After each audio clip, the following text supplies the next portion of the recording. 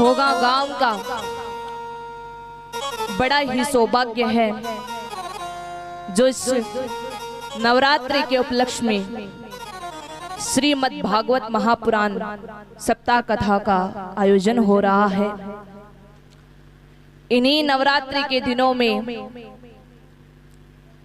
भगवान श्री राम 9 दिन माता दुर्गा की उपासना की और 10वें दिन दशानन रावण का वध किया था। क्योंकि कथा हर किसी को नहीं मिलती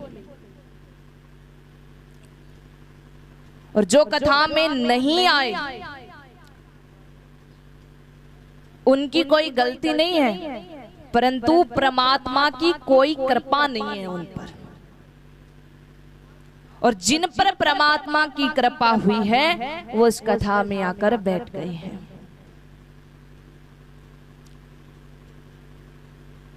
बड़े भाग्य है हम सब का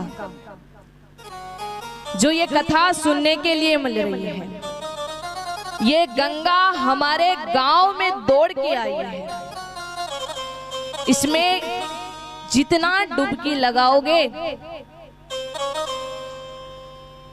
उतना ही हमारे लिए कम है।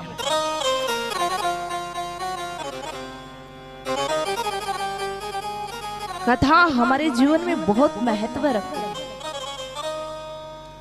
इस कथा से जिनके जीवन में बहुत दुख है,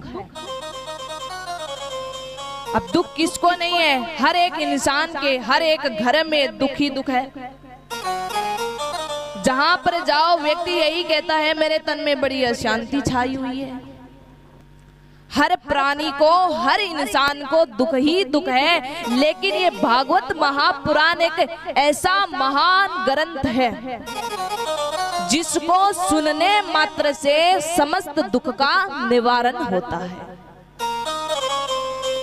फिर तो हमें इस कथा को सुनना भी चाहिए और इसका आनंद भी उठाना चाहिए। ये कथा जो रहा यानी रास्ता भटका हुआ व्यक्ति है, अगर वही अगर इस कथा को सुन लेना तो भी उसको रास्ता मिल जाता है। एक भागवत में एक श्लोक बताया गया है कि भागवत सुनते हैं तो क्या होता है। देखो, मुकम करोति वाचालम, मुकम करोति वाचालम पगु लगयन्ते गिरिम।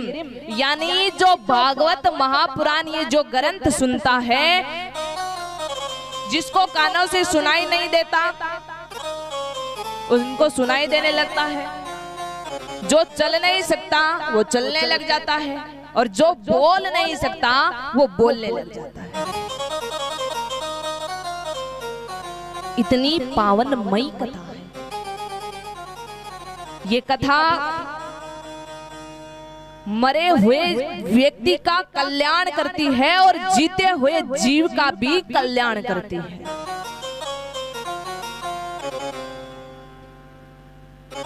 तभी तो इस कथा का बड़ा आनंद आता। जब एक बार सुनते ना तब मन नहीं लगता, लेकिन जैसे जैसे जैसे कथा सुनते गए मन इतना लगने लग जाता है कि इस कथा को छोड़कर जाए नहीं, पूरा जीवन इसी में लगा दे।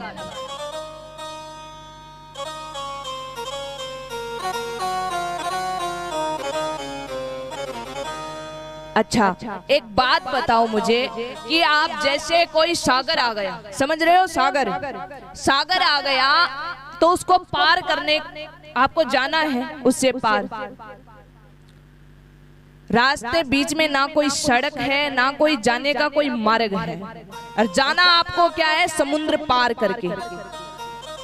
कैसे जाओगे, किसका सहारा लोगे, नाव का लोगे ना, नाव को बुलाओगे और वो नाव पे चढ़कर आप समुद्र से पार उतरोगे। लेकिन